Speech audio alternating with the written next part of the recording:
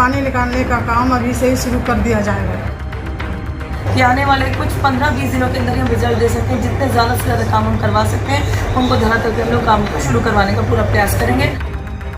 अगर वो अवैध कॉलोनियाँ हैं तो ये मामला गलत है और गलत नहीं होना चाहिए।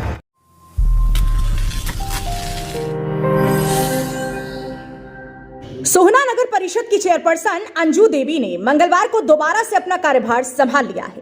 अंजू देवी की नगर परिषद में पहुंचने पर जहां नगर परिषद की ईओ और एक्सियन ने पुष्प गुच्छे देकर उनका भव्य स्वागत किया, वहीं दूसरी तरफ कस्बे के अधिकतर नगर पार्षद व मौजूद लोग मौजूद रहे, जिन्होंने चेयरपर्सन को बधाई देते हुए विकास कार्यों को गति देने की बात कही। इस मौके पर अंजू देवी ने भी जल्द ही परिषद की समस्याओं का निवारण करने का आश्वासन देते हुए कहा कि कस्बे में बढ़ती जलभराव की समस्या को दूर करने के लिए आज से ही काम शुरू कर दिया गया है और 1 महीने के अंदर फव्वारा चौक के सौंदर्यीकरण का काम शुरू कर दिया जाएगा। फव्वारा चौक के सौंदर्यीकरण का काम कब से शुरू किया जाएगा?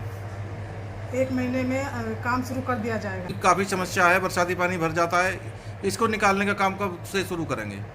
इसका पानी निकालने का काम अभी से ही शुरू कर दिया जाएगा।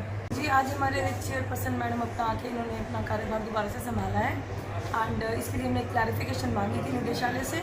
उसमें हमारे पास डायरेक्शन आ गई थी कि अपना ज्वाइनिंग करें, अपना काम कार्यभार संभालें, तो आगे जो भी डायरेक्शन ऊपर से आएंगी उनको भी फॉलो किया जाएगा। क्या हमारा पूरी कोशिश रहेगी कि आने वाले कुछ 15-20 दिनों के अंदर हम रिजल्ट दे सकते हैं। जितने ज़्यादा से ज़्यादा काम हम करवा सकते हैं उनको धरातल पे हम लोग काम को शुरू करवाने का पूरा प्रयास करेंगे। मैडम भी आगे हैं, इनका भी सपोर्ट रहेगी और मिलकर हम लोग अपना नगर परिषद के अच्छे से अच्छे काम करवाना सुनिश्चित करेंगे। बता दें कि सोहना नगर परिषद चेयरपर्सन अंजू देवी के शिक्षा के सर्टिफिकेट को लेकर मामला अदालत में लंबित है, जिसकी वजह से सोहना के विकास कार्यों को गति देने के लिए वाइस चेयरपर्सन का चुनाव किया गया था, ताकि परिषद के विकास कार्य सुचारू रूप से चल सके, जिनको 2 बार सोहना नगर परिषद का कार्यवाहक बनाकर चेयरपर्सन का चार्ज दिया गया, जिन्होंने दोनों बार ही अपने कार्यकाल के दौरान सदन की बैठक में अवैध कॉलोनियों का प्रस्ताव करके सरकार के पास भेजे हैं।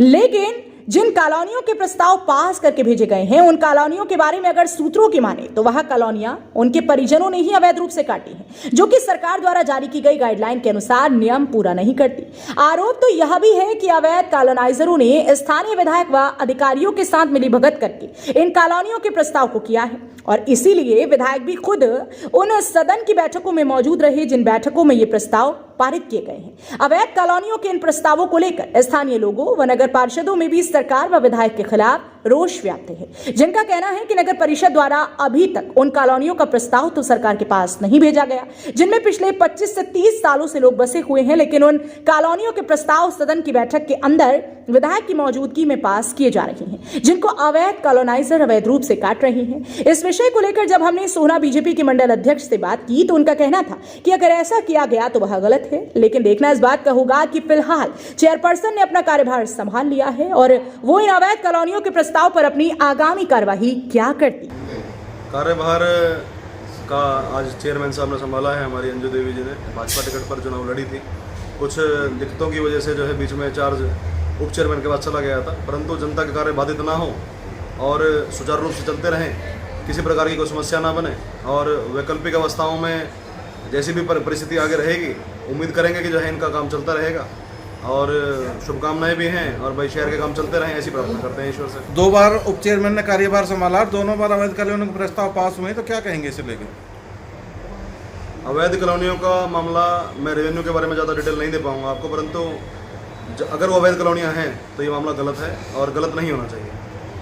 बता दें कि सोहना नगर परिषद चेयरपर्सन अंजू देवी के कार्यभार संभालने के बाद एक बार फिर विरोधियों के अरमानों पर पूरी तरह से पानी फिर गया है और अगर फिलहाल की बात करें तो उनका हाल सांप और छछूंदर वाला हो गया है। लोगों के बीच में बड़ी बड़ी बातें फेंककर सोशल मीडिया पर सबसे पहले कमेंट लिखकर अपनी निपुणता में माहिर होने का ढिंडोरा पीटने वाले अब दूर दूर तक दिखाई नहीं दे रहे, लेकिन कहते हैं ना कि सांप निकल गया, अब लकीर पीटने से क्या फायदा। अब विपक्षी पूरी तरह से बौखलाए हुए हैं और लकीर पीट पीट कर अपने दिलों के जख्मों को ठीक करने का काम कर रहे हैं, लेकिन देखना इस बात का होगा कि विपक्षियों के जख्मों पर अब मरहम लगता है या नहीं। हरियाणा वरदान के लिए सोहना से संवाददाता विशाल राघव की रिपोर्ट। देश व प्रदेश की खबरों को सबसे पहले देखने के लिए हरियाणा वरदान चैनल को सब्सक्राइब करें, लाइक करें व शेयर करें।